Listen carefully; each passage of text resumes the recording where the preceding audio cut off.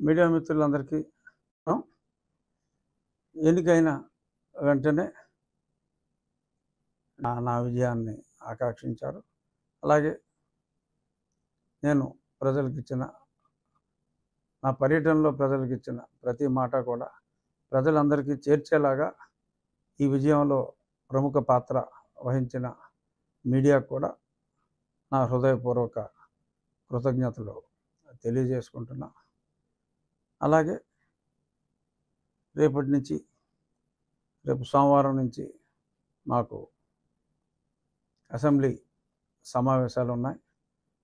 Assembly సమావేశాలు అయిన తరువాత నేను ఆల్మోస్ట్ అన్ని గ్రామాలు మళ్ళీ పర్యటించి ఆ గ్రామాల్లో ఉన్న ప్రజలందరికీ కూడా ప్రతి గ్రామం కొంత సమయం పడుతుంది, ఒక 10 రోజులు పట్టవచ్చు. ప్రతి గ్రామం కూడా వెళ్ళి ఆ గ్రామంలో ఉన్న తెలుగుదేశం, జనసేన, భారతీయ జనతా పార్టీ నాయకుల్ని, కార్యకర్తలనే కాకుండా నన్ను వ్యక్తిగతంగా అభిమానించి మరి నా విజయానికి దోహదపడిన ప్రజలందరికీ కూడా నేను వారందరినీ కలిసి ధన్యవాదాలు చెప్పుకునే కార్యక్రమం రేపు అసెంబ్లీ సమావేశాలు అయిన వెంటనే నేను మొదలు పెడతాను. సో మీడియా ముఖంగా అందరికీ కూడా ఇది తెలియచేయాలనేది నా ఆకాంక్ష. ఇక మీరు సరే జనరల్ విషయాలు కూడా కొన్ని మాట్లాడుకుందాం. బొత్తిగా అసలేమి మాట్లాడకపోతే ఈడికేమైందిరా బాబు అనుకుంటారు. సో వైఎస్ఆర్ కాంగ్రెస్ పార్టీ వాళ్ళు దొంగ బాబాయ్ అన్నట్టుగా మరి ఇప్పుడు వాళ్ళు ఎవరిని కొట్టకుండానే ముందే మమ్మల్ని కొట్టేశారని మరి నిన్న ఢిల్లీలో విజయసాయిరెడ్డి గారు మరి చాలా గొడవలు చేశారు. మరి నాకు అర్థం కాదు ఏంటంటే పట్టపగలు ఒక ఎంపీని తప్పుడు కేసు పెట్టి ఇంట్లోంచి లేపుకెళ్ళి అర్ధరాత్రి చావబాది అన్ని ఎవిడెన్స్లు ఉన్నా సరే, అంటే నాకన్నా వాళ్ళు ఎంత దుర్మార్గులో తెలిసినవాడు ఎవరు లేడు. సరే కొంతమంది చంపేశారు, అది ఉంది. బట్ ఒక ఎంపీ స్థాయిలో ఉన్నవాడిని ఈ రేంజ్లో వాళ్ళు చితకబాదారంటే మరి వాళ్ళు ఎంత దుర్మార్గులు అన్నది నాకు బాగా తెలుసు. మరి వాళ్ళు ఇవాళ అలా చేశారు ఇలా చేశారు అని కనీసం నా ఫ్లెక్సీని కూడా 4 సంవత్సరాల్లో ఎవరిని కట్టనవలా. అది మీ అందరికీ తెలుసు. మీడియా ఎవరైనా కడితే వాళ్ళకి పోలీసు వాడు ఫోన్ చేసి వార్నింగ్ ఇచ్చేవాడు. సో మరి ఈ రకంగా అన్ని దురాగతాలు చేశారు. ఇప్పుడు అసలు ఏమీ జరగకుండానే వాళ్ళు చేసింది వీళ్ళు రిపీట్ చేస్తారేమో అనే భయంతో ముందే అమ్మోయ్ బాబాయ్ కొట్టేస్తున్నారు, చంపేస్తున్నారు. 1-6 సంఘటనలు ఎక్కడైనా జరిగి ఉండొచ్చు. అది పార్టీలకు సంబంధం లేదు. 2 వ్యక్తుల మధ్యన ఏమన్నా ఉంటే ఎవడు దెబ్బతింటే 2 కొట్టుకుంటే ఎవరు దెబ్బతింటే ఆ దెబ్బతిన్న వ్యక్తికి వైసీపీ ముసుగేసి వైసీపీ వాళ్ళని చంపేశారు అంటున్నారు. నేను ముందు నుంచి చెప్తున్నా, ఆ పార్టీ సంకనాకి పోతుందిరా బాబు, ఓ 20 సీట్ల కన్నా రావు. సరే 11 వచ్చినాయి, నా అంచనాలు తప్పని. 20 సీట్ల కన్నా రావు అని ఎన్నోసార్లు నేను చెప్పా. చివరిలో కూడా అలా మాటలని పందాలు కాసుకుంటారేమో, అది పిచ్చి ఆసుపత్రిలో చేసుకోవాలి. అక్కడ ప్రమాణ స్వీకారాలు ఏంటి, ప్రజల ఓట్లన్నీ అక్కడ పడిపోయినాయి, చాలా దారుణంగా ఉంది పరిస్థితి. పందాలు కాయకండి రా బాబు, తర్వాత మళ్ళీ మీరు ఇబ్బంది పడతారని కూడా చెప్పా. ఆ పందాలు కాసుకున్న వాళ్ళు ఇప్పుడు కొద్దిమంది ఆత్మహత్య చేసుకుంటున్నారు. సో మనస్తాపంతో ఆత్మహత్య అని చెప్పి, వైసీపీ రాలేదని మనస్తాపంతో ఆత్మహత్యలు అని చెప్పి మళ్ళీ దానికి ఒక డిఫరెంట్ మీనింగ్. మళ్ళీ జగన్మోహన్ రెడ్డి గారు బహుశా ఓదార్పు యాత్ర 2.0 స్టార్ట్ చేస్తారేమో, నాకు తెలియదు. నేను ఇంకా ఈ రోజు నుంచి వ్యక్తిగతంగా జగన్మోహన్ రెడ్డి గారి గురించి నేను మాట్లాడదలుచుకోవాలి. ఎందుకంటే ఆయన భాషలో చెప్పాలంటే మంచోషేడు, ఆయన చేయాల్సింది చేశాడు, వెళ్ళిపోయాడు. ఇప్పుడు జనాలు చూసేది మేమేం చేస్తాం, మేమిచ్చిన హామీలు ఎలా నెరవేరుస్తాం, ఎన్నో హామీలు ఇచ్చాం, ఆ హామీలు నెరవేరుస్తారా లేదా అనే దాని మీద జనం దృష్టి ఉంటుంది తప్ప జనాల దృష్టి ఇంకా జగన్మోహన్ రెడ్డి గారి మీద కానీ వైఎస్ఆర్ కాంగ్రెస్ పార్టీ మీద కానీ ఉండదు, ఉండకూడదు కూడా, అనవసరం. ఇప్పుడు మేము మాట ఇచ్చాం, మా మాట ప్రజలు విశ్వసించారు, జగన్మోహన్ రెడ్డిని కాదనుకున్నారు. మాకు మేము ఊహించిన దానికన్నా కూడా పెద్ద అందలం ఎక్కించారు. మొన్న మా ఎమ్మెల్యేల మీటింగ్లో కూడా చంద్రబాబు నాయుడు గారు అదే స్పష్టంగా చెప్పారు. మనకి ప్రజలు అధికారం ఇవ్వలేదు, మనకి ప్రజలు ఒక బాధ్యత అప్పచెప్పారు.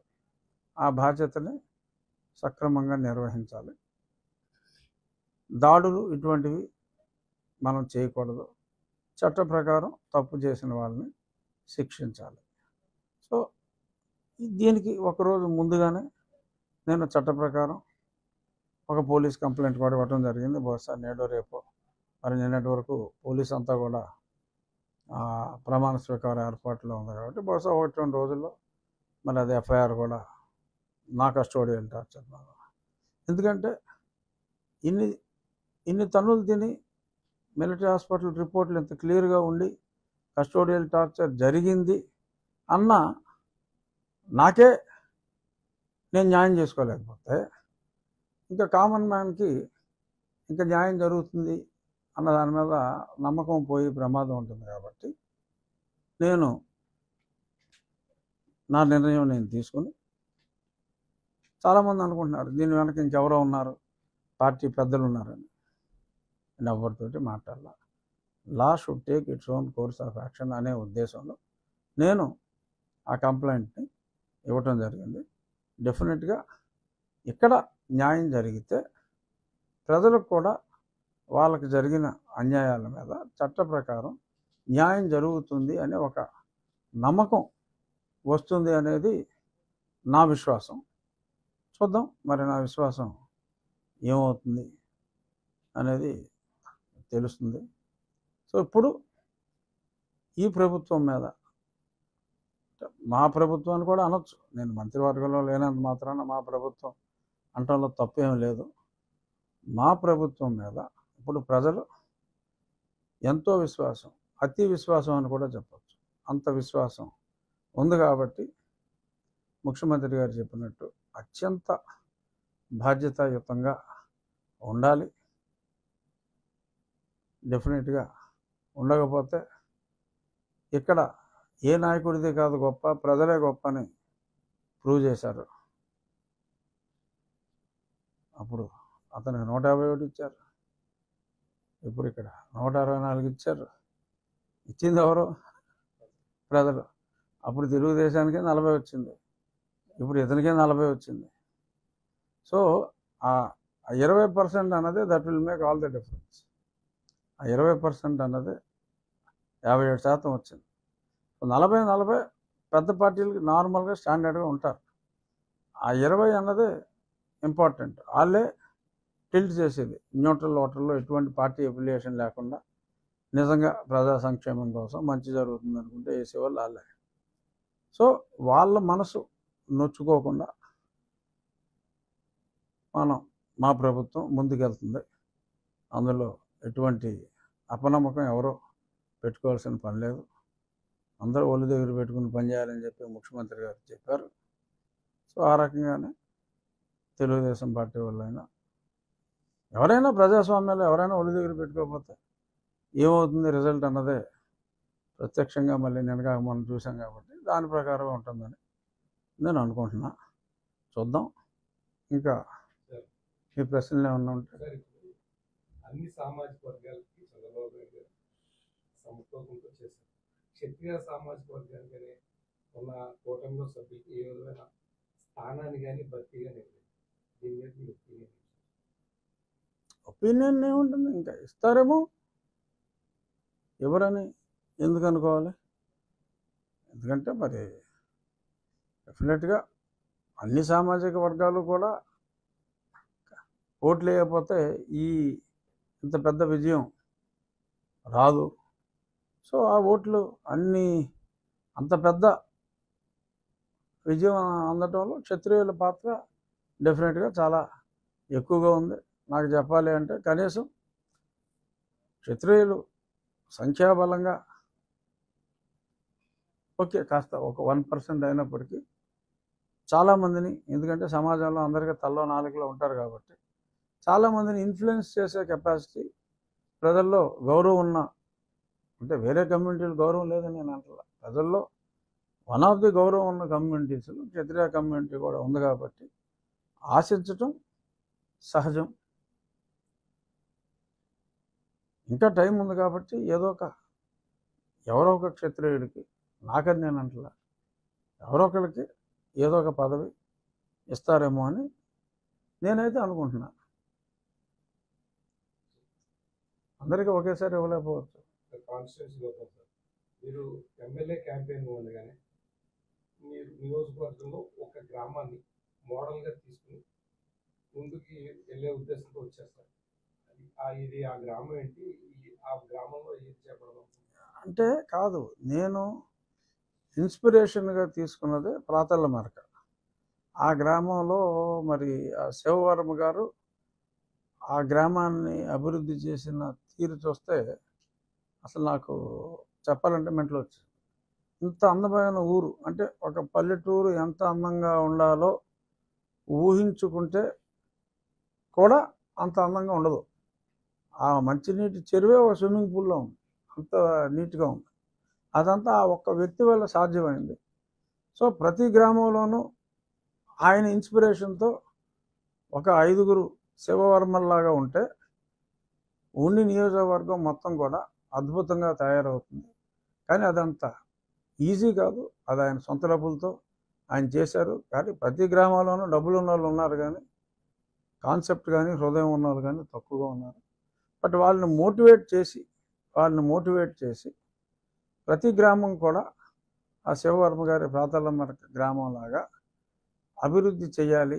ముందు క్లీన్గా ఉండాలి. ఈ ఇంటోటి చెత్త తీసి పక్కింట్లో వేసేస్తున్నాడు, ఆ ఇల్లు బాగా, ఆ కాన్సెప్ట్ పోలా ఇంకా. బట్ ఆ ఊర్లో అది లేదు. సో ఆ కాన్సెప్ట్తో గ్రామాలన్నీ కూడా అభివృద్ధి జరగాలి. బహుశా మరి గ్రామీణాభివృద్ధి శాఖ పవన్ కళ్యాణ్ గారికి పంచాయతీరాజ్ అని పేపర్లో రూమర్స్, డెఫినెట్గా పవన్ కళ్యాణ్ గారిని నేను రేపు అసెంబ్లీ సమావేశాల్లోనే ఆహ్వానిస్తా. మీరు ఈ ఊరు వచ్చి చూడండి, ఆంధ్రప్రదేశ్లోని ప్రతి గ్రామాన్ని ఈ ఊరు ఇన్స్పిరేషన్గా తీసుకుంటే కొంతలో కొంతైనా మనం చేయగలం అని వారిని నేను అడుగుతాను. వారిని కూడా తీసుకొచ్చి ఆ ఊరు చూపెట్టి ఒక రోల్ మోడల్ లాగా చేయాలి అనేది నా కోరికలు అయితే ఉన్నాయి, ఓపిక ఉంది, డెఫినెట్గా చేయగలమని అనుకుంటున్నాను. ఇక మెయిన్ నేను చెప్పింది మంచినీటి సమస్య, డ్రైనేజ్ సమస్య.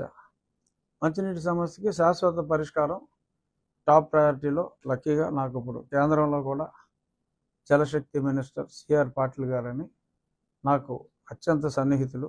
గుజరాత్లో 4వసారి ఆయన ఎప్పుడు 6.5 లక్షలు తక్కువ మెజార్టీతో నెగల. ఈసారి 7,76,000 మెజార్టీ ఆయనకు వచ్చింది.